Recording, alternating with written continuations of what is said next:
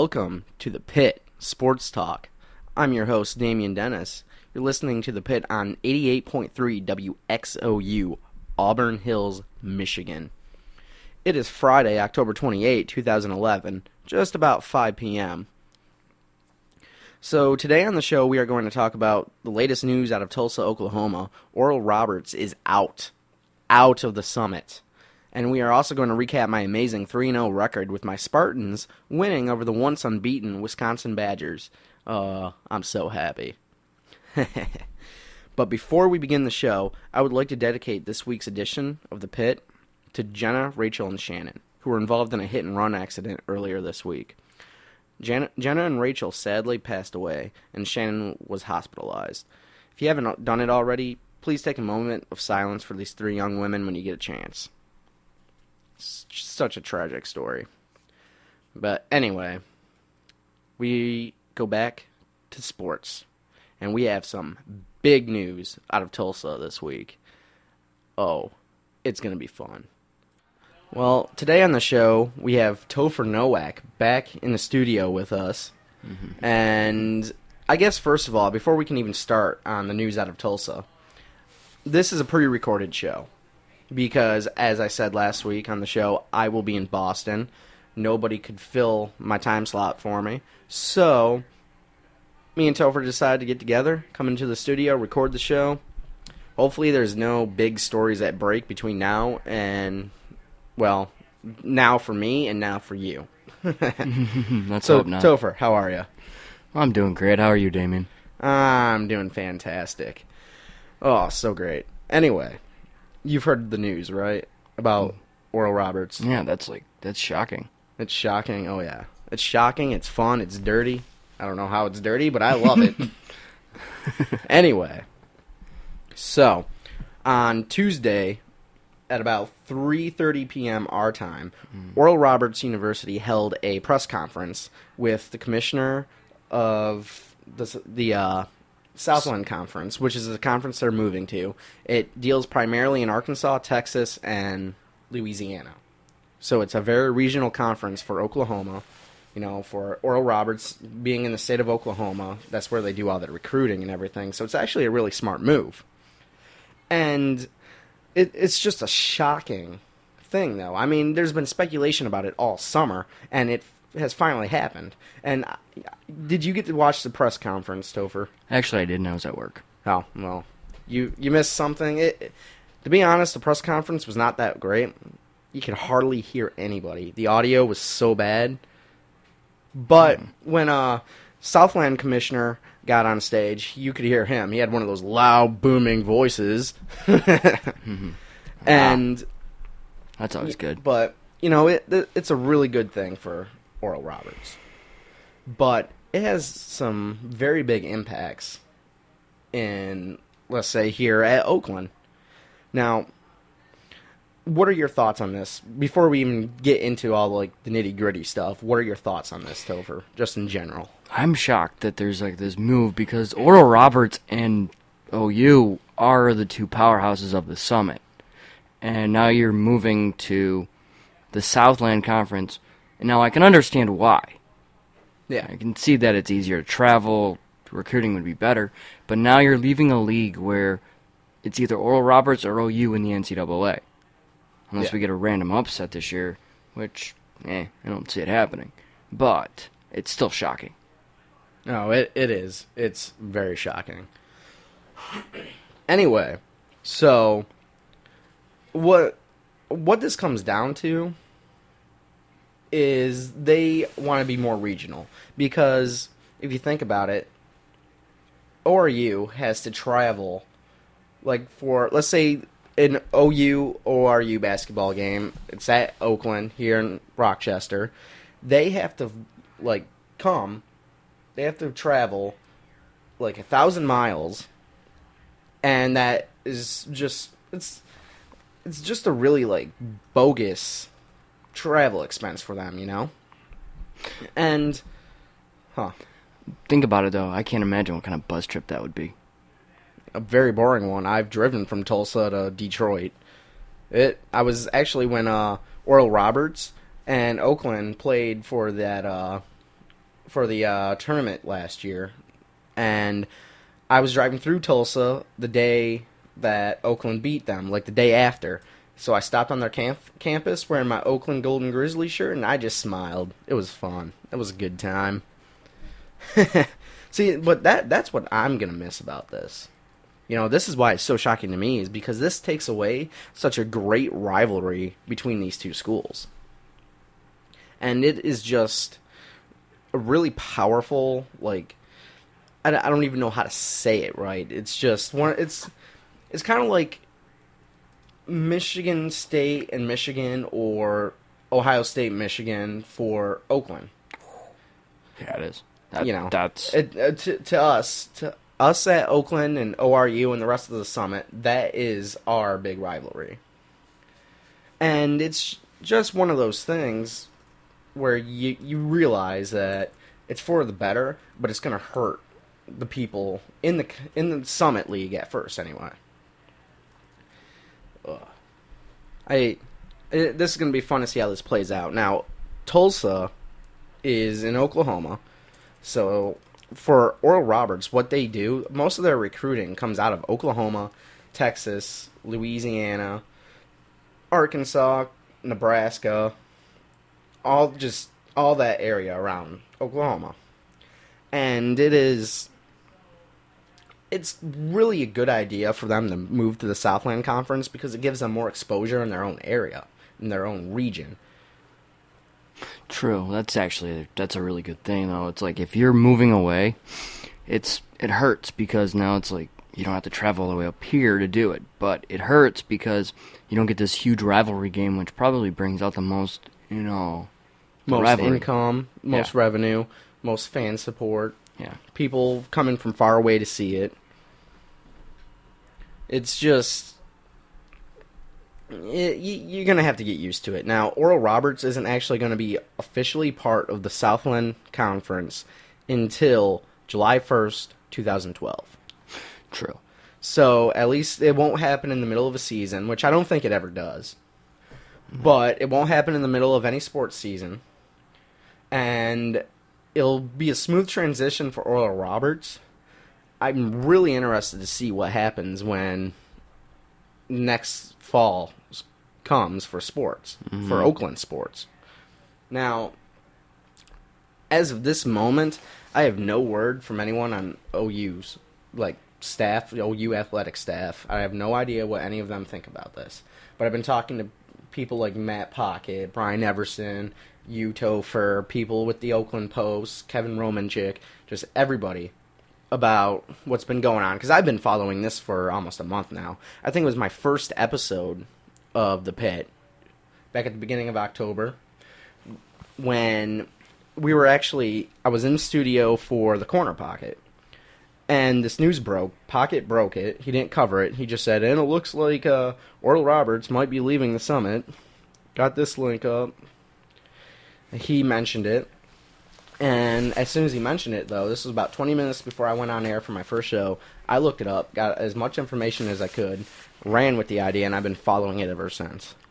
Because to me, when I first heard that, when Pocket first said that, it struck me as a rival leaving. And you don't know if that means they're not going to play each other again, but it does leave the option open that they won't. You can do non-conference schedule. Yeah. But the thing with that, though, is Oakland basketball, for example, the staff love to schedule games with, the top tier of the college basketball teams, And, I just don't see them playing an exhibition game. At least in NCAA men's Division I basketball. They might do it in the tournament, though, the NCAA tournament. That is still a possibility, and I would love to see that, actually. I'm thinking a lot of people would love to see that one. Actually, I have something that sort of relates to that. I went to high school in Algonac. You've been there. You know what it's like. Yep. And it's a small town right at the mouth of the St. Clair River, Lake St. Clair, all that. we had a rivalry with Marine City, who everybody listening should know in 2007 they won the Michigan State High School Football Championship for their class. And it was, I remember when I was in high school, my junior year and senior year, Marine City left the BWAC, Blue Water Area Conference, to join the Macomb Area Conference. They were part of the MAC Gold at the time. And that means Algonac Marine City never played. Mm-hmm. But when my class got to varsity level, we made it to playoffs. And the second game in 2004 was Marine City against Algonac. And the first game in the playoffs for my senior year was Marine City against Algonac. And Algonac got beat horribly. But it was a rivalry renewed because the two schools hadn't faced each other. And that's going to be exactly what it's like if Oral Roberts and Oakland don't get to play an exhibition game or a regular season game again. But if both manage to make it to the NCAA tournament, because they can get paired up at some point. Might not happen right away, might not happen at all, for a while anyway, but it will happen. But that's the thing, is that it's based on this information that goes along with, they have to both be in those seeds where they, unless OU, which could be a top, they have never been in a higher than a 10th seed. OU, I do not think they have been. So these teams would have to be matched up in like the Sweet 16. It's possible. It's possible. Oakland had a chance last year against Texas. Yeah. That was a good game, too. I don't remember the exact score. I think it was 87-81. And Texas actually said that Oakland gave them a run for their money. And it was just... I remember watching that game. I was on the edge of my seat the entire game. And that's kind of what I felt like, because... a few days before that was that Oral Roberts game for the Summit League tournament. That's what I was like there. I was watching in a hotel room in Yukon, Oklahoma, just outside of Oklahoma City, where Garth Brooks is from this town that I stayed in. And the next day, we traveled to Oral Roberts, and it's a beautiful campus, very beautiful. Tulsa, you can't say the same thing about Tulsa in general, but that's an entirely different topic. Have you ever been to Tulsa, Topher? I've never been to Oklahoma. Yeah, you don't want to. It's flat. It's really flat. Heard there's just oil and hot weather. Oil, hot weather, and cattle. Nothing but cattle. Oh, my. Oh, the Bears would love it then. Oh, the Bears. Oh, don't even get me started on the Bears. Ugh. So I was doing a little research, and it's over 1,000 miles from OU to Tulsa. Yeah. So I'm thinking that's a pretty nasty car ride. Oh, yeah. Bus ride, plane ride. Either way, it's expensive. Yeah. Well, on Tuesday, a press release from the Summit League was issued. I don't know if it's an actual press release or not, but I got an email with it because I'm part of the press. Because I work for the Oakland Post and WXOU. But it has Tom Duple, the commissioner of the Summit League, commenting on Oral Roberts leaving. And this is what he has to say about it, Toph. Oral Roberts University has been an excellent member of our league. They have an outstanding administration and athletic program. We wish them the best. It is not a surprise ORU accepted the opportunity to align itself with a more geographic conference. The decision further tightens the Summit League's Midwestern footprint. Our league will adjust its future schedules and move forward. Our outlook remains positive, and there is continued commitment by our membership to strengthen the league. This is what the commissioner of the Summit League had to say on Tuesday. Do you like that? I think that shows absolutely no sign. Complete respect for Oral Roberts, and no sign of any worry. I don't feel worried. I think it's right now in the entire NCAA that everybody's switching conferences anyways. Yeah, you just mentioned before we began recording that West Virginia is moving to the Big 12, right? That's the anticipated. They're supposed to know by midnight tonight. All right. And Missouri obviously wants to go to the SEC. This wasn't a deal that even if Missouri doesn't go to the SEC, West Virginia will be in the Big 12. Yeah. That could go back, so they're going to go back to 12 teams if Missouri doesn't leave, because they did have the addition of, actually I think they're the Big 11, because I don't think, so the Big 10 a couple of years ago. Yeah. So pretty much. But Big 10, like last year? Yeah, we were Big 11. Yeah. But that's the thing right now, is that these conference, I hate to say it, but it's the super conference. I'm waiting on the response of hearing maybe if OU would actually enter the Big 10. I don't... As a basketball only. I would love to see that, but I don't think OU has the fan base, the revenue. I don't think they even meet the criteria, because you have to have a certain academic criteria met too.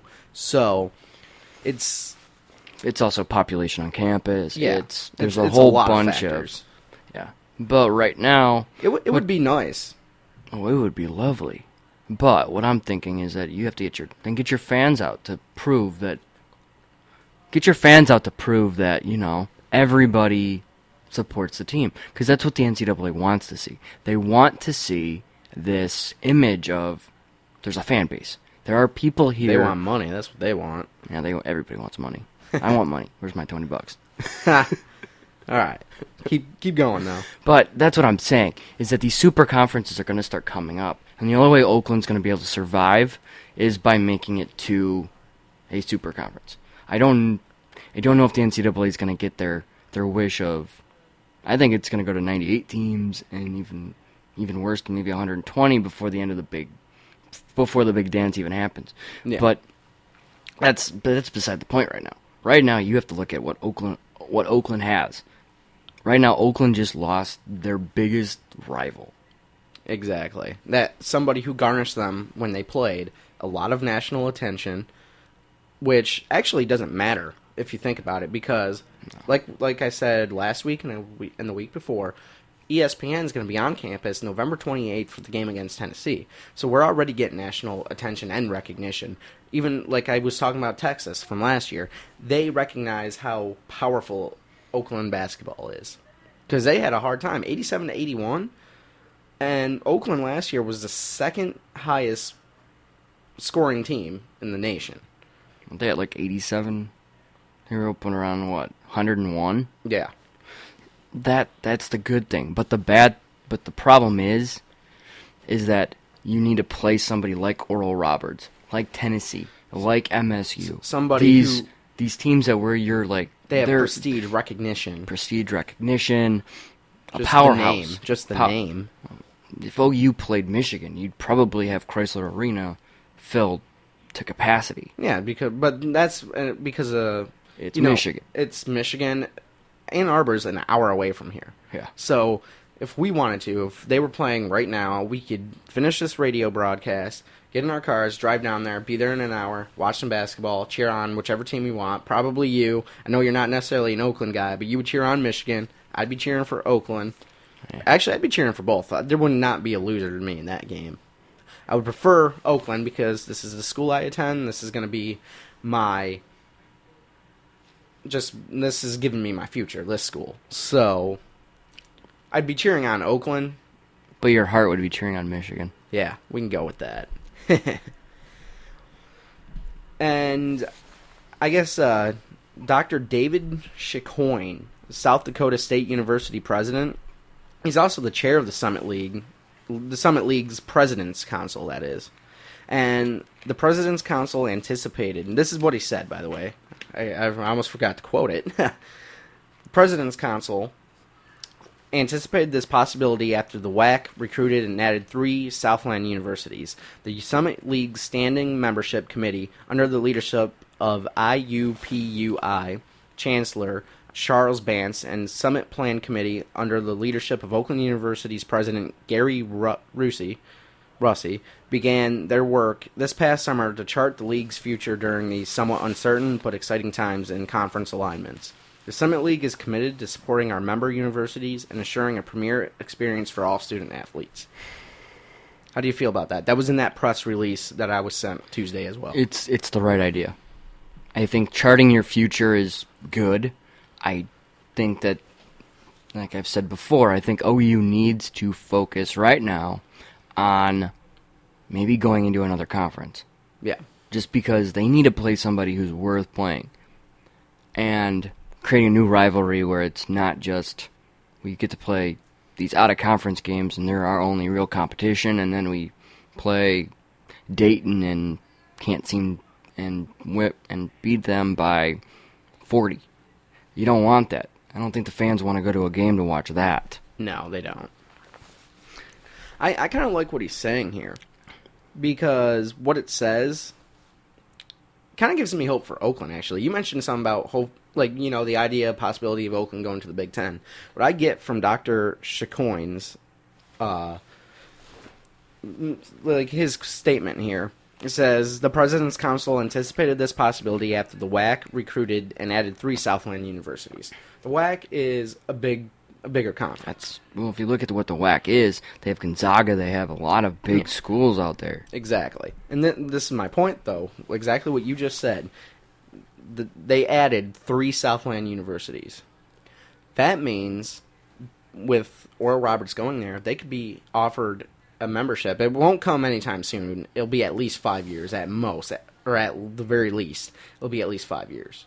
And I don't even see that happening. I'd say more like 10, but 8, 10. Okay. But I'll go. The idea is that if Oral Roberts can get into the Southland, and then they garnish enough more recognition, more national attention, more revenue, more fan base, they can move to an even bigger conference, and that gives me hope for Oakland. I do have hope for Oakland. I'm not on here saying that they're not going to do good. I love watching them in the NCAAs. Oh yeah. I'll be honest. I'll be honest. I didn't pick them to beat Texas. I had Texas going on, but it was still a good game, and I think we were talking about that game over that period of time. Oh yeah. But what I'm looking at is right now, Oakland brings up people that say they're a bracket buster, a 12 seed. The highest they've ever been was a 12 seed. Yeah. And they're a bracket buster, considered. So you have to look at it as you're charting their path right now. Right now, I say be a bracket buster for the next 5 years, and then work your way into a bigger conference where you can garnish a potential 1 through 11 seed, which those are where the big money is. And right now, I think you have a lot of people in the state of Michigan, especially right now, where we have 3 good schools in Michigan that can go and move on to the NCAAs. Michigan's proven to do the exact same thing. Michigan State with Izzo, and now you have OU. And that's, I think, is your big focus, is that you have 3 schools where people will defend. You just said something that I didn't even realize until you said it. Michigan does have 3 NCAA Division I men's basketball schools. That made it last year. Yeah. And I like that because I looked this up over the summer. The biggest universities in the state, like both by revenue, money, membership, what else? Programs. Academics, and institutional standings. Oakland was probably at the very bottom of the upper half. Oakland did not really rank too high in there, but that makes me happy because that means that there's still hope. Yeah, well, not even hope. I mean, Oakland's a great school. Personally, I can't say for sure. Michigan State, I'm a journalism major. Michigan State has the best program for journalism in the state of Michigan. I haven't experienced other colleges and universities around the state other than the community college I went to, but I feel like Oakland has the second best, and that's just because there's so much opportunity. Which is actually, the whole opportunity thing is like me on the radio right now, working for the Post, contacting, I've been in contact with Blake Freeland, the assistant athletic director at ORU. So, I'm on top of things. I'm getting stuff done. Now, like at Michigan State, or not Michigan State, Michigan, or like Wayne State, the same thing can happen. You're still gonna have opportunities, but I think here, you've got a better opportunity, not better opportunity, but more options. That's the whole thing about what Oakland wants to do, is that I think open up their options. I think it's all about options. Right now, in the world of in college athletics right now, it's all about options. It's all about where we're going. And that's what the idea of a super conference. Well, that's kind of the idea of not just super conferences, but like in college football, the BCS. Schools want to move into one of those automatic qualifiers, one of the AQs. That way, if they win, they're automatically into a BCS bowl. They just got to win their conference. So, I think Oakland would benefit from something like that. I don't necessarily want to see Oakland leave the Summit, but I think with this happening, it's possible. If nobody, I do know there's a Kentucky school looking to come in, a couple other regional schools looking to come into the Summit. So this is why Oral Roberts leaving isn't going to be a god awful thing. Nah. But it works in favor for both schools. Yeah, but the thing is though, is I don't see any big powerhouses coming back into the Summit, and I don't want to say Oakland's the best because I mean, Oakland, Keith Benson just left. He was a big player for the last couple of years. You've had, you always fall off. It's like Michigan in football up until this season. They've fallen off for a while. Hey. Be nice over there. I'm just saying. And I just worry that that's going to happen because it'll be easy for Oakland to get into the big dance, but, it's not going to be... All the pieces have to fall. It's just like, who was it? Butler the last 2 years. Yeah. Butler's been in the big dance. And it's hard because it's like saying, well, they're a small school. Oakland can't do it, or this. You don't have to be in the big schools. You just have to put together the right record. And I think Oakland has the best opportunity just because they have this powerhouse now. They're a powerhouse in the Summit. Exactly. All right. I have to cut you off here, Topher. We can pick it back up here in a minute. We got to go to break. You're listening to The Pit on 88.3 WXOU, Auburn Hills. I'm Damien Dennis. I'm Topher Nowak. Yep. We'll be back in a few minutes.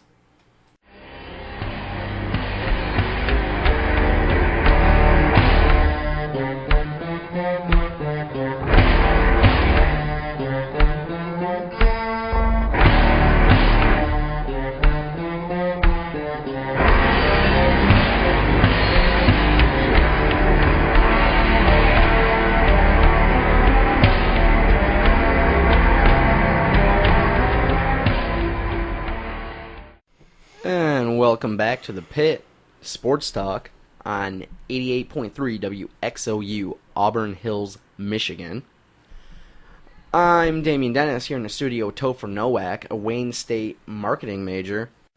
And welcome back to The Pit, Sports Talk on 88.3 WXOU, Auburn Hills, Michigan. I'm Damien Dennis here in the studio with Topher Nowak, a Wayne State marketing major. And he is appearing for a second time on The Pit. Oh, yeah. I love this seat. Oh, yeah. Before we went to break, you had a point that you wanted to finish up on Oral Roberts. I think that the thing about Oral Roberts is that when it's moving towards by leaving the Summit, it opens a door for OU. Yeah. It opens the door that, I think it's the same thing like Butler was, and Xavier is. It's this team that a small team from a small conference can still make it to the Super 8, the Elite 8, the Final Four, the championship. Even the championship. Yeah. Well, that's the thing. It's one of those great opportunities for OU. Maybe OU will do it this year. But I think that having the teams that they play may actually increase their chances. Pretty much, you think it'll be easier for Oakland. Yeah, I do. Yeah. And I actually do agree with that. I hope it's not easy, like just walk in, walk out, you win. Because that's no fun to watch. You get attention, the school itself gets attention, but if you're not playing quality opponents and you're just going in there, you're not going to do much for you. You might gain new fans, you might make some money, but you ain't going to make... You're just going to make more fans angry. You're just going to make them upset. That, why are you blowing us out? You're already better than us. Or you could get the way of, it could actually create rivalries by blowing somebody out. Because the next game, maybe next year, they want to beat you. Oh, and you can set up a rivalry, that's true. But it all depends on quality like quality opponents. That's what gets you attention. That's essentially what it comes down to for competition is quality opponents. And I hope that one of these teams, at least for men's basketball, because I know all the other sports in the Summit League are pretty good. I mean, they are not Big Ten, SEC caliber teams like the baseball teams and stuff. But the basketball teams are, both men's and women's. And that's the biggest revenue, like the biggest source of revenue for Oakland Athletics is the basketball teams. So that's actually why we talk about the basketball more than anything else when it comes to Oakland Athletics. So, yeah. Anyway, ready to move on? Yeah, let's move on to some sorry action. All right. Well, so my record is now 3-0. I am undefeated with my picks. I need to start just doing this every week. Sadly, there's no games this week that are coming up that I'm really into.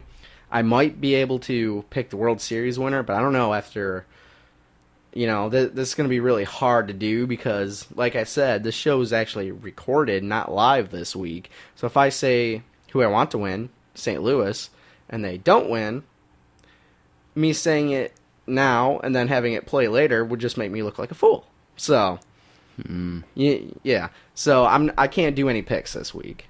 I mean, I could for college or NFL. And actually, you know what? I think I will for the NFL. I'm going to do that right now. The NFL. Detroit Lions at the Denver Broncos. Now, I think I got this one, Matt. I got this just down. I hate the Lions. I love Tebow. Don't think Tebow is a NFL guy, though. So, I'm just going to have fun with this. I think the Lions are going to beat them. The Lions are going to beat them senseless. As much as that hurts me to say. Because I actually like the Broncos, even though they are not good. Tebow really is probably the best athlete on their team this year.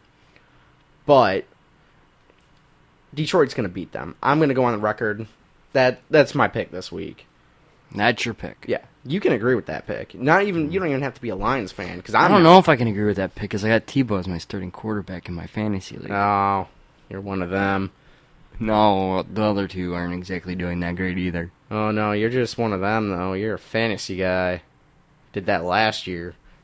I didn't. It was fun, but I got to the finals. I didn't. I won the consolation tournament. I made it to the finals and got what? I lost terribly. Oh, because because 4 players of mine were hurt. Oh yeah. Well, you know what? I'm going on record with that though. Lions. I'm not giving a score for this one though. I'm not gonna do a handshake. Oh, so we're not gonna do a handshake on this one? No. Okay. I don't because I honestly can't tell you because of the Tebow factor. After seeing him play against the Dolphins, he sucked for most of the game, but then the last little bit of the game, he was awesome. So it's only because Matt Moore fumbled on the. Yeah. It's just... Anyway, that's what I'm going with. Detroit over Denver. Don't want to, but I have to. And with that, though, I'm going to break down these picks real quick. First one, Michigan State over Michigan. Called that at the beginning of the season, and to be fair, that was just to make you mad, Topher. You know that. I mean, I love Michigan State, and I love Michigan equally, but... that was just to make you mad. So, there's one. Just one. Then, it was Detroit messing up Week 6, which I called Week 2 of the NFL season. I said by Week 6 they would mess up. I said they'd screw up their whole season, actually. Which, after last week against the Falcons, might be happening. And to be honest, I hope it doesn't. Because it gives me more... I mean, it'll just validate all my bashing. Meaning, anyone can hate me, but I'm right. I'd rather not be completely right. But I said they'd mess up in Week 6 and lose, so that's 2. And that brings us to the third one, Topher. You're not too passionate about this one, but even you are interested in it. You even said you'd give this quarterback the game ball for this game. Yeah, that's because the options for the others available were not exactly that good. Oh, that's what you think. Anyway, in this game, my third win is Michigan State beating Wisconsin 37-31. That ball didn't even cross the plane of the goal line. Oh, yes, it did. And you know what's funny? To anyone who's listening right now, just to describe Topher right now, he's actually wearing Michigan State colors.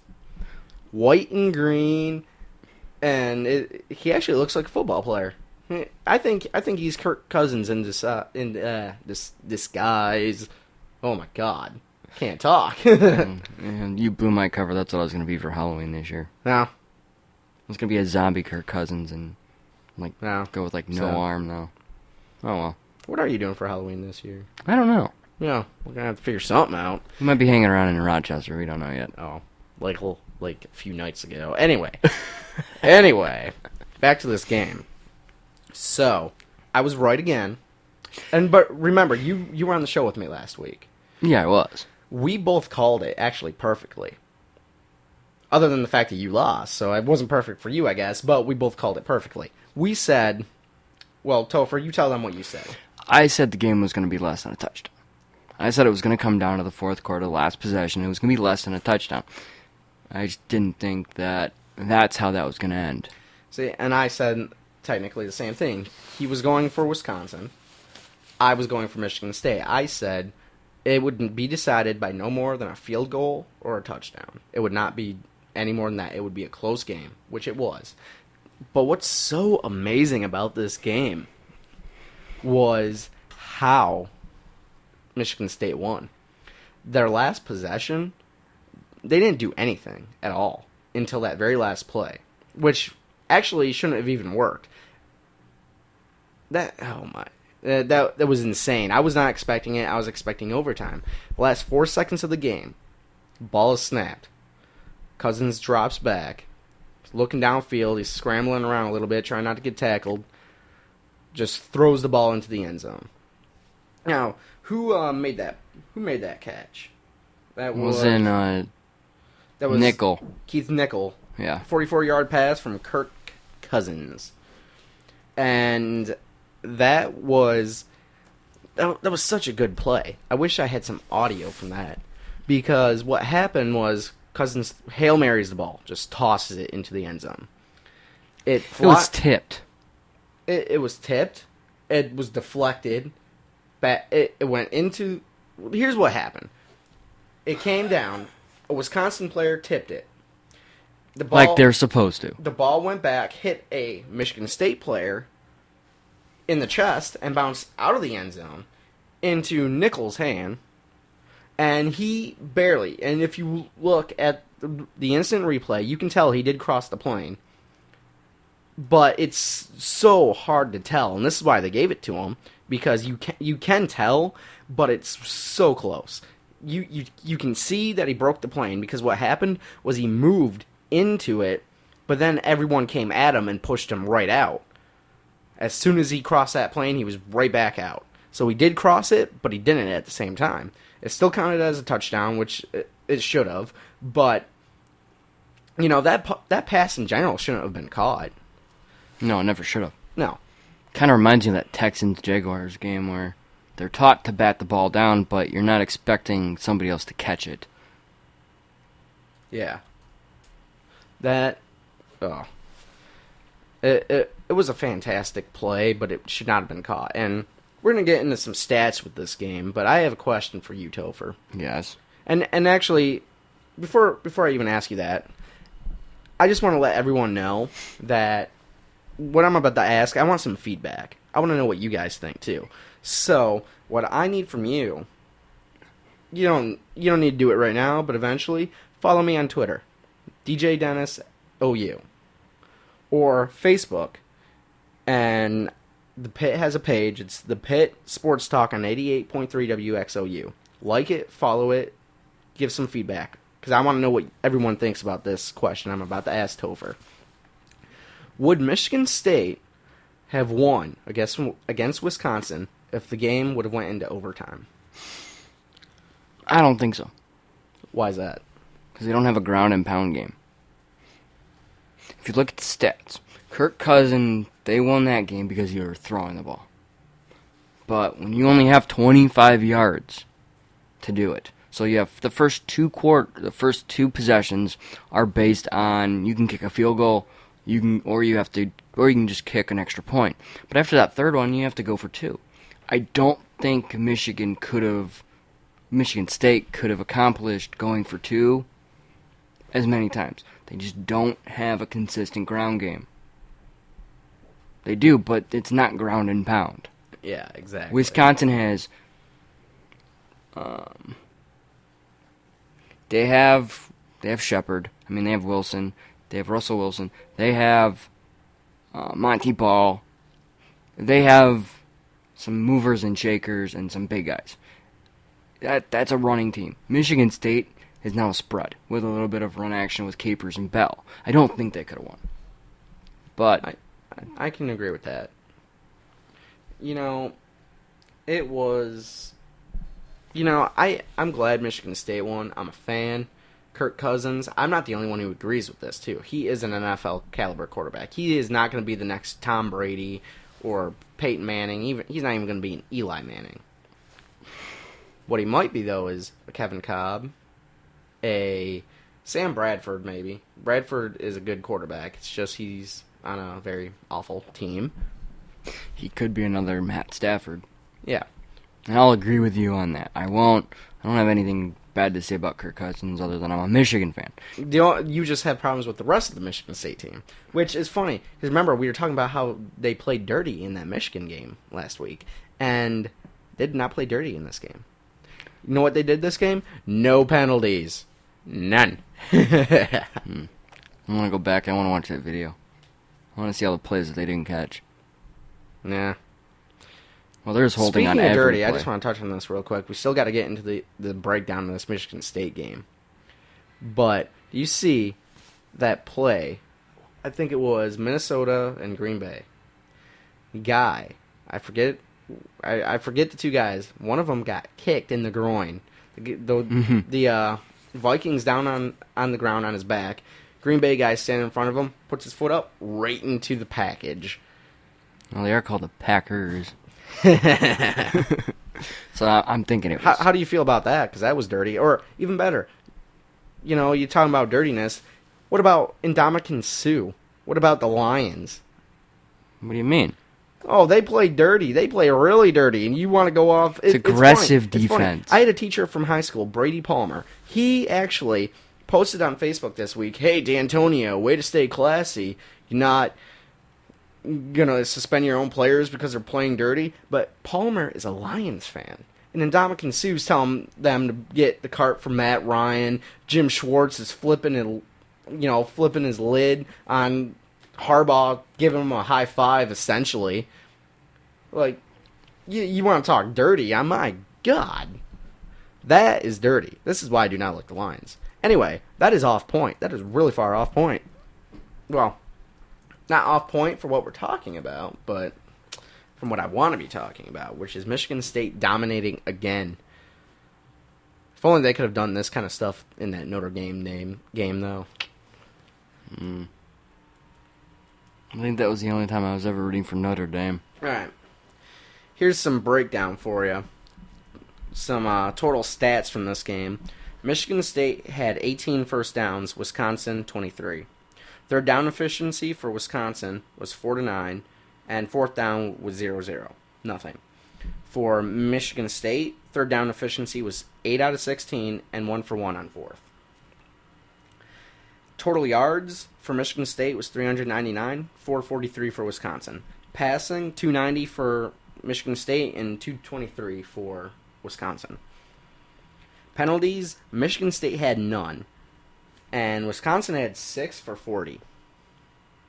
There were 2 turnovers for Wisconsin, both interceptions, and 1 fumble for Michigan State. And Michigan State had the ball for 31 minutes, 31 seconds, and Wisconsin had it for 28-29. And actually, Wisconsin held their rushing offense for Michigan State to only 109 yards, which is really good. Oh yeah, I agree. They were pretty good, but And again, we got to get to the point where... And there were 32 rushing attempts, and they averaged 3.4 on each of those for Michigan State. So Wisconsin did a good job. But at the same time, Wisconsin had better luck rushing the ball. It was 220 yards, but that was out of 41 attempts, and they were still only averaging about 5.5 yards. So... Yeah, but if you can get 5.5 yards per rush, you're halfway home. 3.5, you still have to go, what? 2nd and 7. Yeah. 2nd and 6. Exactly. Well, so at the 8-minute 48 mark in the first quarter, Jacob Pedersen caught a 9-yard pass from Russell for Wisconsin's first score. And Monty Ball, with a 9-yard run, scored for Wisconsin about a minute later. Mm-hmm. The second quarter was dominated by MSU. There was a safety, then there was a rushing touchdown, then there was a passing touchdown, and then there was a block punt, which put him up to 23 at the end of the second. Third quarter, Wisconsin made a 33-yard field goal. So at the end of the third, it was 23-17. Michigan State did not do much in the fourth. At about, I'd say, just at the start of the quarter, they scored 31 with a 15-yard pass to Martin from Cousins, and B.J. Cunningham caught a pass for a 2-point conversion, so that put it up 31. Then Russell Wilson made a 22-yard run, 24. Monty Ball, 2-yard pass, 31-31. Then, even the stats say there was no time left. Keith Nickel catches that amazing Hail Mary pass at the very end, winning the game for MSU 37-31. Breaking the hearts of many Michigan and Wisconsin fans. Exactly. Now, Kirk Cousins has some pretty good stats for this game, though. You see this? Oh, yeah. He was 22 for 31 with 290 yards with 9.4 as an average, 3 touchdowns, no turnovers. His rushing ability wasn't too great, though. He had 4 carries for negative 27 yards with an average of about negative 7. I think he was sacked a few times. Oh, yeah, definitely. That's probably where those come from. I'm pretty sure he was sacked 4 times. Oh, yeah. You want to break down the Wisconsin stats here? Since you're not a Michigan guy, Michigan State guy? I don't know. There's a few names I can't even pronounce. I don't know. I'm looking at their stats, and I'm just thinking that it was basically just a run game. It was a ground and pound type of a day for Wisconsin. Russell Wilson, he had a bad day throwing it. So, do you know what the attendance for this game was? 76,405. Yep. 76,000 Sparties. I think they can fit more in there, though. I don't think it was a sold-out game. Probably not, but I'm not going to lie, that's probably because nobody thought Michigan State was going to win, especially not with no time left. Probably. But then again... There was no time left when there were 4 seconds left, so... And you know that clock operator. He should just hit that button early. Yep. So, I'm feeling good. I'm 3-0 now. So good. So happy. Please respond on the Facebook page. Please let him know that his predictions are eventually going to come to an end. Oh, that's what he thinks. He's just mad because I've been right for years. I've known Topher for what? About 2 years now? And I'm right about everything. Oh, yeah. I think you should follow him on Twitter and let him know that I'm a pompous jackass. Yeah. Yeah, please let him know everything that he needs just to feed his ego. I do not have a big ego. Okay, yes I do. That's why I'm doing a sports talk show, because I have an ego. You can agree to this, can't you, Topher? I've already agreed. I've already started making t-shirts. Now, what does my ego look like on these t-shirts? It's a big black blob. So it's a picture of my heart? Yeah, I think so. Oh, all right. Yeah, I would have preferred like a football and like, I don't know, a fifth of whiskey. Hell, you know what? Screw the whiskey, just a football. Yeah, there you go. Football. Should be just a whisk. Yeah. Football and a guitar, then a fifth of whiskey. Yeah, that describes my ego, even though I can't do any of those things. I don't know how to make whiskey. I can't play guitar, and I haven't played football since high school. Other than pickup games. Those don't count. I haven't played a pickup game in a while. So, I've got nobody commenting on anything about UFC 143. Why not? Well, we're Nobody apparently wants to see Jimmy Harbaugh and Jimmy Schwartz in an octagon. I don't see why not. That sounds like amazing television to me. And with The Rock, come on, it makes no sense. That's perfect television. It's like Jersey Shore. only without the fist bumping. No. Schwartz got the fist pumps. My prediction would be Schwartz in the first round, knockout, 10 seconds? I think Harbaugh has a glass jaw. Oh, so much fun. I would love to see that. Wouldn't you? Yeah. We'd probably go to Rent Center and get a huge TV. Oh, yeah. No, actually, I would just go to a bar. Yeah, me too. Yeah. It'd be easier, cheaper. Okay, it wouldn't be cheaper. But either way, it'd be more fun. It'd be a lot of people it'd be there. a lot more fun. Oh, yeah. So Maybe we could do the show from there. Oh, that'd be amazing. Like we said last week, I wish this would happen. But anyway, do have some news that we can touch on here briefly. Theo Epstein has arrived in Cubbyland. Oh, this Cubs fan is... I want everybody to know I am a Tigers fan. 100% Tigers fan. But if I have to have an NL team, I have to take the beloved Cubbies. Gotta love them. Ever since I was a little boy, I always watched them on TV, and I love them. So, I'm happy. Theo, please bring us a championship, and once you do, for all you cat lovers, I will never own a black cat in my life, and I don't have any intentions of ever owning a goat. I like where you went with that. That was very nice. And I'm a dog lover anyways. Yeah, so am I. But that's some pretty big news there, though. Well, Theo Epstein's finally arrived, but Red Sox introduced their new guy, too. You have his name on hand, Topher? No, I do not, actually. It's been a pretty good week for sports, I must say. It's a good sports. The Wings may have lost to the Washington Capitals Saturday night, but we must say congratulations to Jimmy Howard and his lovely wife for bringing their first son into the world. Yep. So Ty Conklin will be starting for the Wings, and the current score for that game is, I believe, 1-1. That's today on Tuesday, though. And yeah, that's today's score. So that score is going to change. Yeah, it will. It's going to be fun. Oh, it's going to be lovely. I'm kind of waiting to watch some of these BCS games, though. Oh, yeah. This weekend's going to be a good one.